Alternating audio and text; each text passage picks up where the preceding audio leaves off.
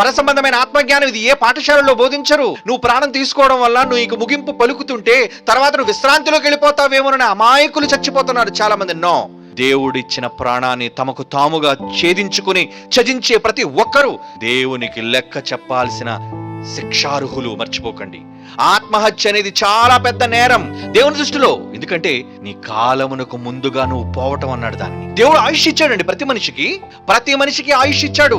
నువ్వు ఎంతకాలం బ్రతకాలి అన్నది. ఏమండి, ప్రమాదవశాత్తు ఎవరి వల్ల నువ్వు చంపబడ్డం వేరు, ఎవరో నిన్ను కత్తి కట్టి చంపడం వేరు. అది నువ్వు ఊహించని చావు.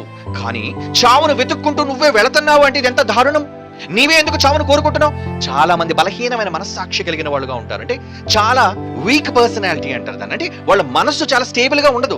వాళ్ళు చాలా బలహీనులుగా ఉంటారు. ప్రతి చిన్నదానికి అఫెండ్ అయిపోతుంటారు, ప్రతి చిన్నదానికి బాధపడిపోతుంటారు. కొంతమంది అయితే ప్రతి చిన్నదానికి కళ్ళంటి నీళ్లు పెట్టుకుంటూ ఉంటారు. అంటే ఎందుకు అంతగా బాధపడిపోతున్నావు? నీ మనస్సు చాలా బలహీనమైనది. మరి ఇప్పుడు ఏం